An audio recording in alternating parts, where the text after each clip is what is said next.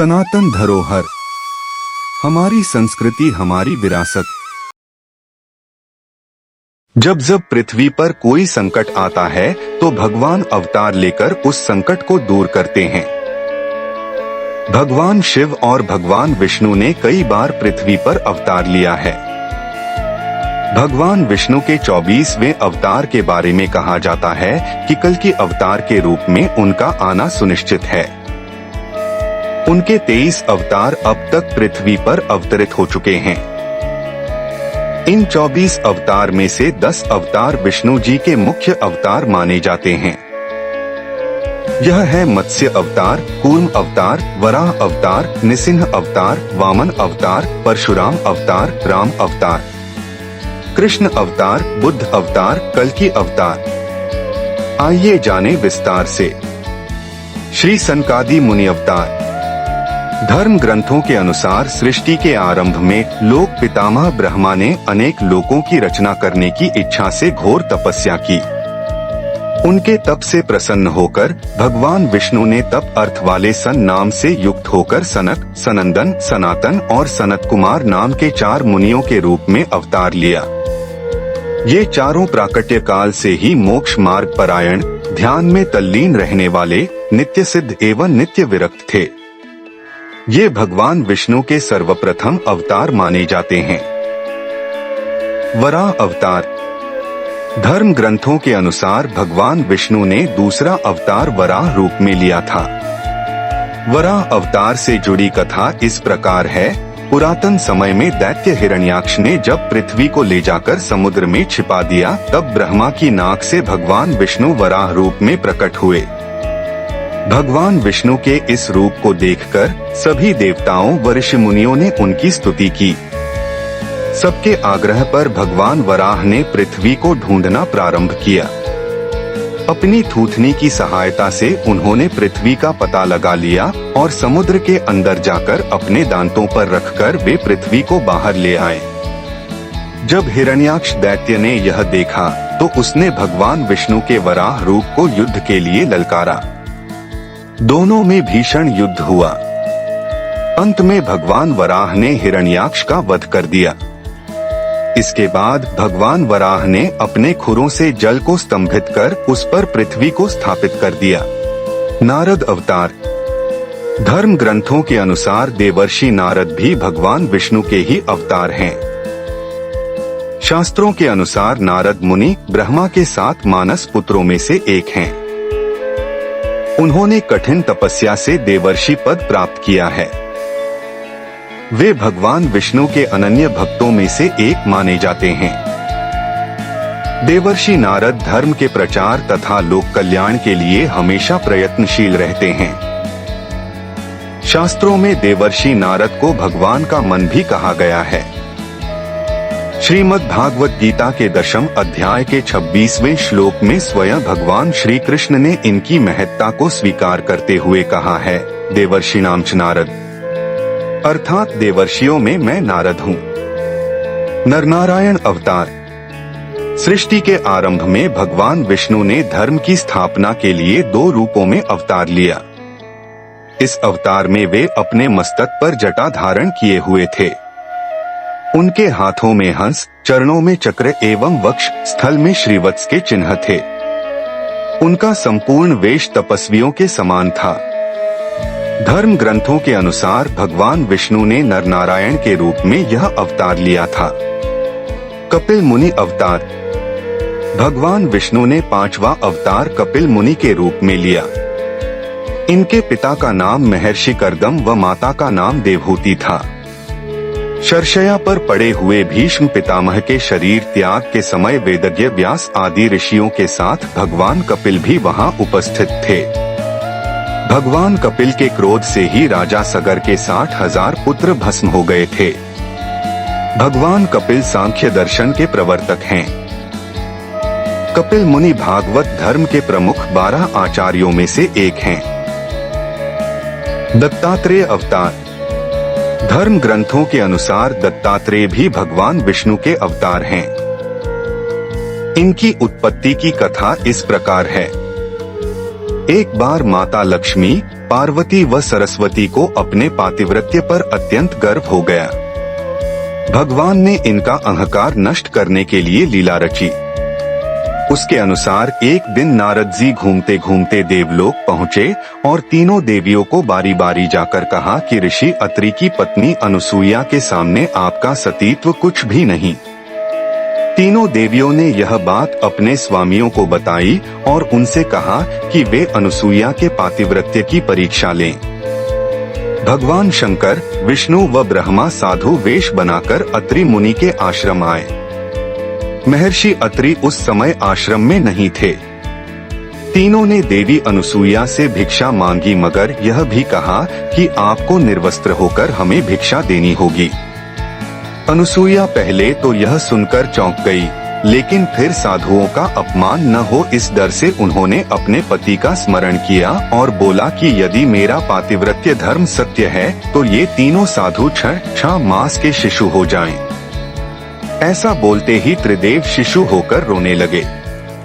तब अनुसूया ने माता बनकर उन्हें गोद में लेकर स्तनपान कराया और पालने में झुलाने लगी। जब तीनों देव अपने स्थान पर नहीं लौटे तो देवियां व्याकुल हो गईं। तब नारद ने वहां आकर सारी बात बताई। तीनों देवियां अनुसूया के पास आईं और क्षमा मांगी। तब देवी अनुसूया ने त्रिदेव को अपने पूर्व रूप में कर दिया।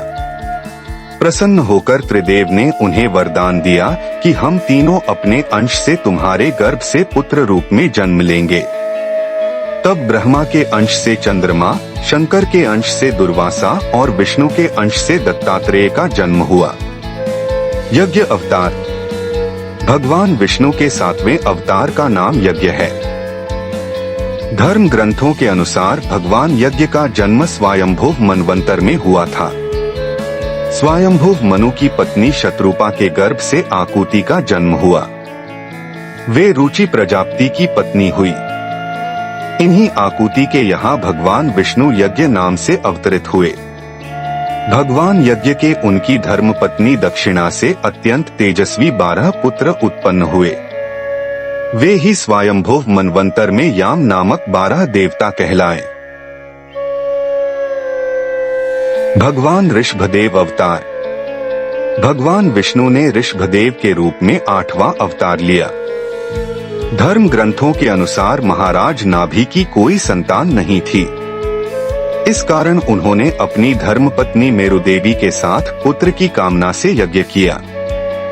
यज्ञ से प्रसन्न होकर भगवान विष्णु स्वयं प्रकट हुए और उन्होंने महाराज नाभि को वरदान दिया कि मैं ही तुम्हारे यहाँ पुत्र रूप में जन्म लूंगा। वरदान स्वरूप कुछ समय बाद भगवान विष्णु महाराज नाभि के यहाँ पुत्र रूप में जन्मे। पुत्र के अत्यंत सुंदर सुगठित शरीर, कीर्ति, तेल, बल, ऐश्वर्य, यश, पराक्रम और शूरवीरता आदि गुणों को देखकर महाराज नाभि ने उसका नाम ऋषभ रखा। आदिराज पृथु अवतार।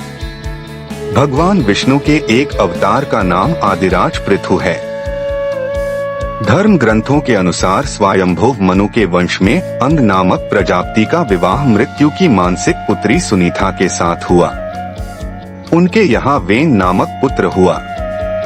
उसने भगवान को मानने से इनकार कर दिया और स्वयं की पूजा करने के लिए कहा।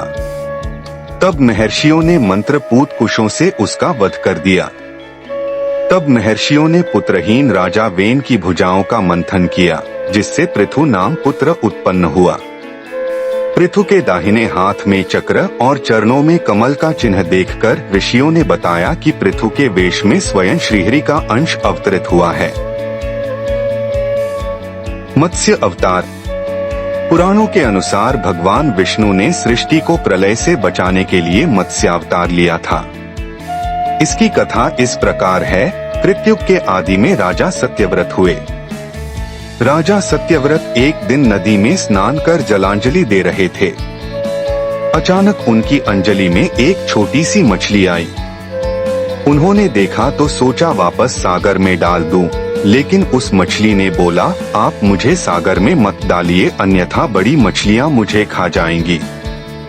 तब राजा सत्यव्रत ने मछली को अपने कमंडल में रख लिया। मछली और बड़ी हो गई तो राजा ने उसे अपने सरोवर में रखा। तब देखते ही देखते मछली और बड़ी हो गई। राजा को समझ आ गया कि यह कोई साधारण जीव नहीं है। राजा ने मछली से वास्तविक स्वरूप में आने की प्रार्थना की।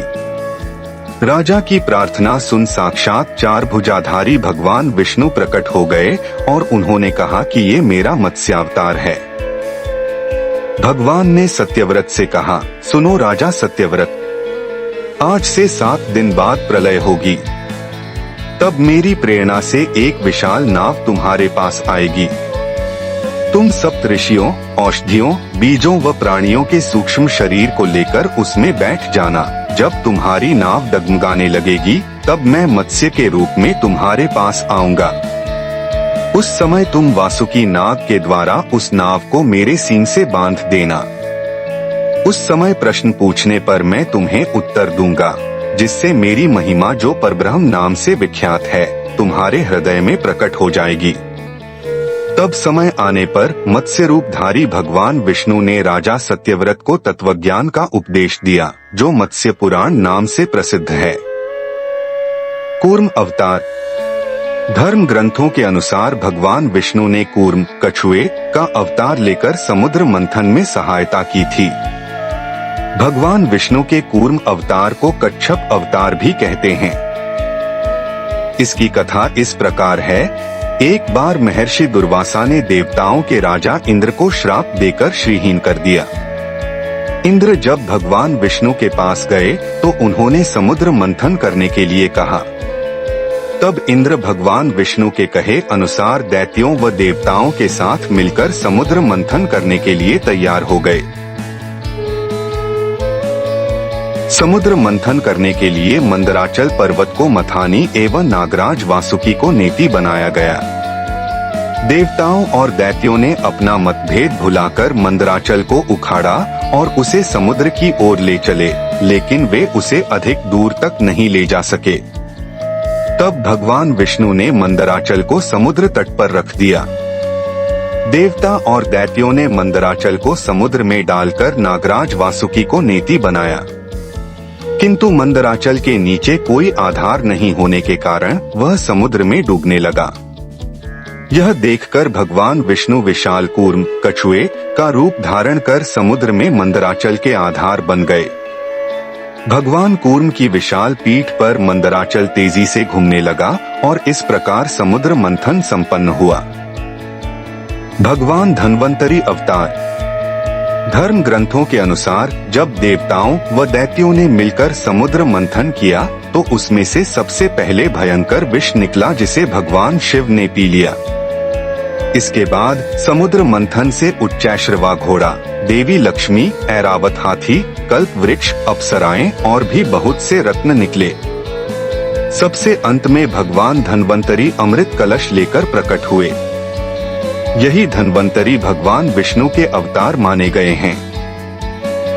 इन्हें औषधियों का स्वामी भी माना गया है। मोहिनी अवतार। धर्म ग्रंथों के अनुसार समुद्र मंथन के दौरान सबसे अंत में धन्वंतरी अमृत कलश लेकर निकले।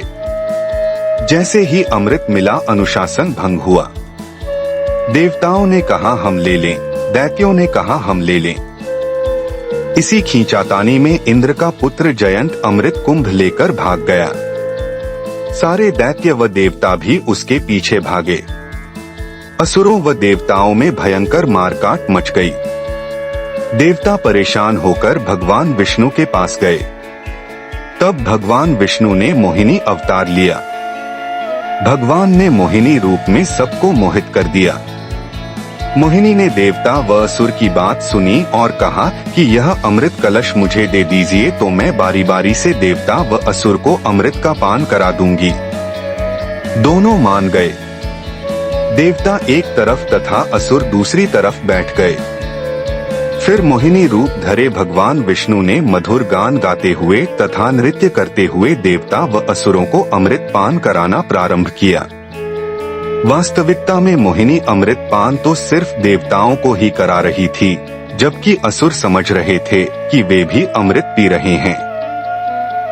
इस प्रकार भगवान विष्णु ने मोहिनी अवतार लेकर देवताओं का भला किया। भगवान नृसिंह अवतार। भगवान विष्णु ने नृसिंह अवतार लेकर दैत्यों के राजा हिरण्यकशिपु का वध किया था।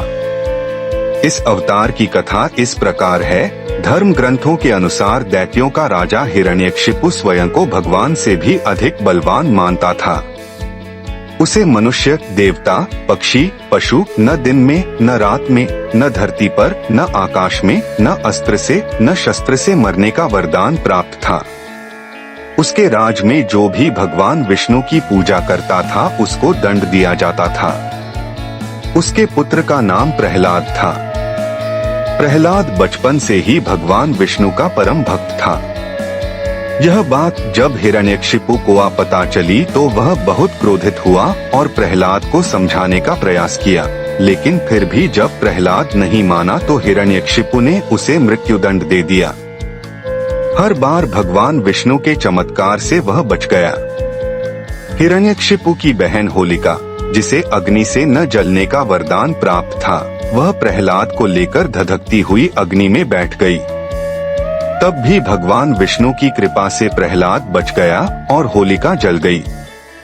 जब हिरण्यकशिपु स्वयं प्रहलाद को मारने ही वाला था तब भगवान विष्णु नृसिंह का अवतार लेकर खंबे से प्रकट हुए और उन्होंने अपने नाखूनों से हिरण्यकशिपु का वध कर दिया। वामन अवतार। सत्ययुग में प्रहलाद के पौत्र दैत्यराज बलि ने स्वर्गलोक पर अधिकार कर लिया। सभी देवता इस विपत्ति से बचने के लिए भगवान विष्णु के पास गए। तब भगवान विष्णु ने कहा कि मैं स्वयं देव माता अदिति के गर्भ से उत्पन्न होकर तुम्हें स्वर्ग का राज्य दिलाऊंगा। कुछ समय पश्चात भगवान विष्णु ने वामन अवतार लिया। एक बार जब बलि महान यज्ञ कर रहा था तब भगवान वामन बलि की यज्ञशाला में गए और राजा बलि से 3 पग धरती दान में मांगी। राजा बलि के गुरु शुक्राचार्य भगवान की लीला समझ गए और उन्होंने बलि को दान देने से मना कर दिया। लेकिन बलि ने फिर भी भगवान वामन को 3 पग धरती दान देने का संकल्प ले लिया। भगवान वामन ने विशाल रूप धारण कर एक पग में धरती और दूसरे पग में स्वर्ग लोक नाप लिया। जब तीसरा पग रखने के लिए कोई स्थान नहीं बचा तो बलि ने भगवान वामन को अपने सिर पर पग रखने को कहा। बलि के सिर पर पग रखने से वह सुतल लोक पहुंच गया। बलि की दानवीरता देखकर भगवान ने उसे सुतल लोक का स्वामी भी बना दिया। इस तरह भगवान वामन ने देवताओं की सहायता कर उन्हें स्वर्ग पुनः लौटाया। हयग्रीव अवतार। धर्म ग्रंथों के अनुसार एक बार मधु और कैटभ नाम के 2 शक्तिशाली राक्षस ब्रह्मा जी से वेदों का हरण कर रसातल में पहुंच गए। वेदों का हरण हो जाने से ब्रह्मा जी बहुत दुखी हुए और भगवान विष्णु के पास पहुँचे। तब भगवान ने हयग्रीव अवतार लिया। इस अवतार में भगवान विष्णु की गर्दन और मुख घोड़े के समान थी। तब भगवान हयग्रीव रसातल में पहुँचे और मधुकैटभ का वध कर वेद पुनः भगवान ब्रह्मा को दे दिए। श्रीहरि अवतार। धर्म ग्रंथों के अनुसार प्राचीन समय में त्रिकूट नामक पर्वत की तराई में एक शक्तिशाली गजेंद्र अपनी हथिनियों के साथ रहता था। एक बार वह अपनी हथिनियों के साथ तालाब में स्नान करने गया। वहां एक मगरमच्छ ने उसका पैर पकड़ लिया और पानी के अंदर खींचने लगा। गजेंद्र और मगरमच्छ का संघर्ष 1000 साल तक चलता रहा।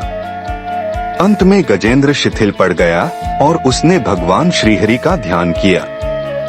गजेंद्र की स्तुति सुनकर भगवान श्रीहरि प्रकट हुए और उन्होंने अपने चक्र से मगरमच्छ का वध कर दिया। भगवान श्रीहरि ने गजेंद्र का उद्धार कर उसे अपना पार्षद बना लिया। परशुराम अवतार। हिंदू धर्म ग्रंथों के अनुसार परशुराम भगवान विष्णु के प्रमुख अवतारों में से एक थे। भगवान परशुराम के जन्म के संबंध में 2 कथाएं प्रचलित हैं। हरिवंश पुराण के अनुसार उन्हीं में से एक कथा इस प्रकार है। प्राचीन समय में महिष्मती नगरी पर शक्तिशाली हयवंशी क्षत्रिय कार्तवीर्य अर्जुन सहस्त्रबाहु का शासन था। वह बहुत अभिमानी था और अत्याचारी भी। एक बार अग्निदेव ने उससे भोजन कराने का आग्रह किया। तब सहस्त्रबाहु ने घमंड में आकर कहा कि आप जहाँ से चाहें भोजन प्राप्त कर सकते हैं, सभी ओर मेरा ही राज है। तब अग्निदेव ने वनों को जलाना शुरू किया। एक वन में ऋषि तपस्या कर रहे थे। अग्नि ने उनके आश्रम को भी जला डाला। इससे क्रोधित होकर ऋषि ने सहस्त्रबाहु को श्राप दिया कि भगवान विष्णु परशुराम के रूप में जन्म लेंगे और न सिर्फ सहस्त्रबाहु का बल्कि समस्त क्षत्रियों का सर्वनाश करेंगे। इस प्रकार भगवान विष्णु ने भार्गव कुल में महर्षि जमदग्नि के 5वें पुत्र के रूप में जन्म लिया। महर्षि वेदव्यास अवतार। पुराणों में महर्षि वेदव्यास को भी भगवान विष्णु का ही अंश माना गया है। भगवान व्यास नारायण के कलावतार थे। वे महाज्ञानी महर्षि पराशर के पुत्र रूप में प्रकट हुए थे। उनका जन्म कैवर्तराज की पोष्य पुत्री सत्यवती के गर्भ से यमुना के द्वीप पर हुआ था। उनके शरीर का रंग काला था, इसलिए उनका एक नाम कृष्णद्वैपायन भी था। इन्होंने ही मनुष्यों की आयु और शक्ति को देखते हुए वेदों के विभाग किए, इसलिए इन्हें वेदव्यास भी कहा जाता है। इन्होंने ही महाभारत ग्रंथ की रचना भी की। हंस अवतार। एक बार भगवान ब्रह्मा अपनी सभा में बैठे थे। तभी वहां उनके मानस पुत्र सनकादि पहुंचे और भगवान ब्रह्मा से मनुष्यों के मोक्ष के संबंध में चर्चा करने लगे। तभी वहां भगवान विष्णु महाहंस के रूप में प्रकट हुए और उन्होंने सनकादि मुनियों के संदेह का निवारण किया। इसके बाद सभी ने भगवान हंस की पूजा की। इसके बाद महाहंस रूपधारी श्री भगवान अदृश्य होकर अपने पवित्र धाम चले गए। श्री राम अवतार। त्रेतायुग में राक्षस राज रावण का बहुत आतंक था। उससे देवता भी डरते थे। उसके वध के लिए भगवान विष्णु ने राजा दशरथ के यहाँ माता कौशल्या के गर्भ से पुत्र रूप में जन्म लिया। इस अवतार में भगवान विष्णु ने अनेक राक्षसों का वध किया और मर्यादा का पालन करते हुए अपना जीवन यापन किया। पिता के कहने पर वनवास गए। वनवास भोगते समय राक्षस राज रावण उनकी पत्नी सीता का हरण कर ले गया। सीता की खोज में भगवान लंका पहुँचे। वहाँ भगवान श्री राम और रावण का घोर युद्ध हुआ, जिसमें रावण मारा गया। इस प्रकार भगवान विष्णु ने राम अवतार लेकर देवताओं को भय मुक्त किया। श्री कृष्ण अवतार। द्वापर युग में भगवान विष्णु ने श्री कृष्ण अवतार लेकर अधर्मियों का नाश किया। भगवान श्री कृष्ण का जन्म कारागार में हुआ था। इनके पिता का नाम वसुदेव और माता का नाम देवकी था। भगवान श्री कृष्ण ने इस अवतार में अनेक चमत्कार किए और दुष्टों का सर्वनाश किया। कंस का वध भी भगवान श्री कृष्ण ने ही किया। महाभारत के युद्ध में अर्जुन के सारथी बने और दुनिया को गीता का ज्ञान दिया। धर्मराज युधिष्ठिर को राजा बनाकर धर्म की स्थापना की। भगवान विष्णु का ये अवतार सभी अवतारों में सबसे श्रेष्ठ माना जाता है। बुद्ध अवतार। धर्म ग्रंथों के अनुसार बौद्ध धर्म के प्रवर्तक गौतम बुद्ध भी भगवान विष्णु के ही अवतार थे, परंतु पुराणों में वर्णित भगवान बुद्ध देव का जन्म गया के समीप कीकट में हुआ बताया गया है और उनके पिता का नाम अजन बताया गया है। यह प्रसंग पुराण वर्णित बुद्धावतार का ही है। एक समय दैत्यों की शक्ति बहुत बढ़ गई। देवता भी उनके भय से भागने लगे। राज्य की कामना से दैत्यों ने देवराज इंद्र से पूछा कि हमारा साम्राज्य स्थिर रहे, इसका उपाय क्या है। तब इंद्र ने शुद्ध भाव से बताया कि सुस्थिर शासन के लिए यज्ञ एवं वेद विहित आचरण आवश्यक है। तब दैत्य वैदिक आचरण एवं महायज्ञ करने लगे, जिससे उनकी शक्ति और बढ़े लगी। तब सभी देवता भगवान विष्णु के पास गए। तब भगवान विष्णु ने देवताओं के हित के लिए बुद्ध का रूप धारण किया। उनके हाथ में मार्जनी थी और वे मार्ग को बुहारते हुए चलते थे। इस प्रकार भगवान बुद्ध दैत्यों के पास पहुँचे और उन्हें उपदेश दिया कि यज्ञ करना पाप है। यज्ञ से जीव हिंसा होती है।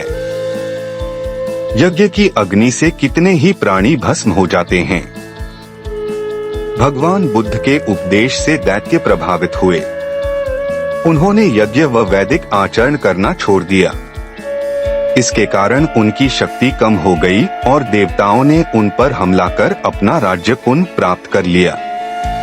कल की अवतार। धर्म ग्रंथों के अनुसार कलयुग में भगवान विष्णु कल की रूप में अवतार लेंगे। कल की अवतार कलयुग व सतयुग के संधिकाल में होगा।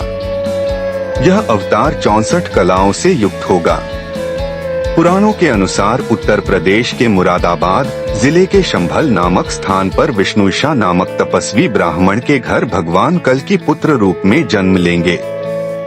कल की देवदत्त नामक घोड़े पर सवार होकर संसार से पापियों का विनाश करेंगे और धर्म की पुनः स्थापना करेंगे।